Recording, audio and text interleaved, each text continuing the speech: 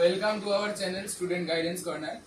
আজকে আমরা একটা ম্যাথসের চ্যাপ্টার করতে চলেছি, যার চ্যাপ্টারের নাম রেশিও।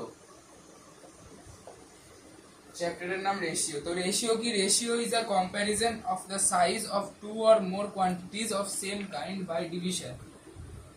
আচ্ছা, রেশিও আমরা লিখতে পারি যেমন 4:6। 4:6 মানে 4/6। 2 2s are 2 3s are, so এটা आंसर 2/3।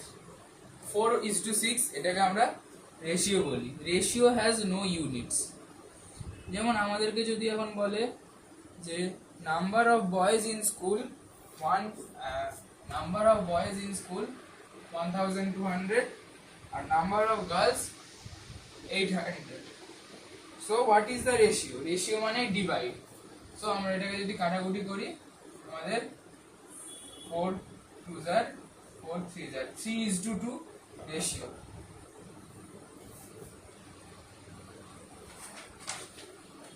Next,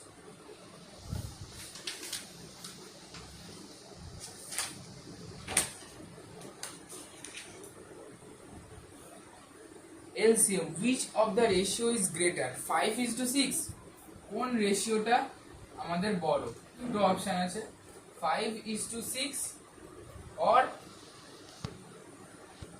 7:8। দুটো রেশিওর মধ্যে কোনটা গ্রেটার? তো আমি 5:6 মানে 5/6 আর 7/8 মানে 7/8। তো এখানের মধ্যে কোনটা বড়? এর জন্য আমাদেরকে এলসিএম বার করতে হবে। 6 এর এলসিএম 6 আর এলসিএম 8। 6 আর 8 এর এলসিএম কি? 2 দিয়ে ডিভাইড হবে দুটোই, 24 এলসিএম।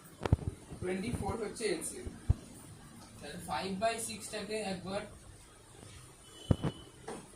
5 into 4, নিচে 6 into 4, এটা 5 4s are 20, 6 4s are 24।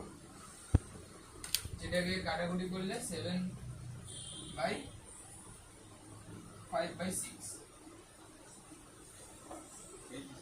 এরকম ভাবেই 5/6 হয়ে যাওয়ার পরে 7/8 দিয়ে করবো। এলসিএম কত? 7/8 এর 24, 7 into 3 by 8 into 3, 7 3s are 21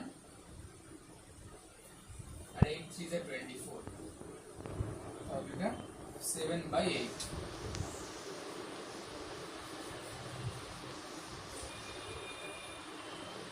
তাহলে কোন রেশিওটা বড়? 7:8 is the greater ratio.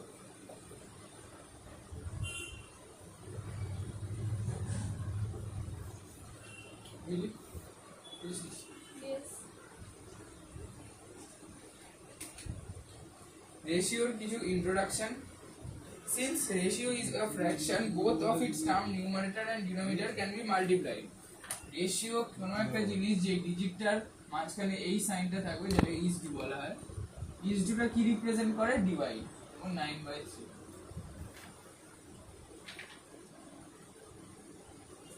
Ratio has no units.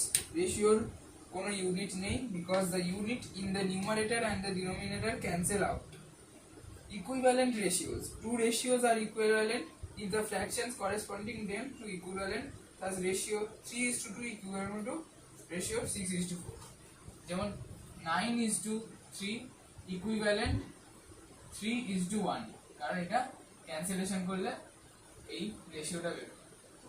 9:3 equals to 3:1। এটাই আমাদের রেশিওর আজকে ক্লাস। বাকি কিছু হোমওয়ার্ক আছে, যেগুলো ডেসক্রিপশন বক্সে লিংক আছে, ওখান থেকে পিডিএফ আপনারা ডাউনলোড করে নিতে পারেন। এটা খুব সম্পূর্ণ ফ্রি। তো আশা করি এই পুরো ভিডিওটা আপনাদের ভালো লেগেছে। শেয়ার করুন, লাইক করবেন, সাবস্ক্রাইব করবেন। আজকের জন্য বাই, পরে আবার নতুন ভিডিও হবে।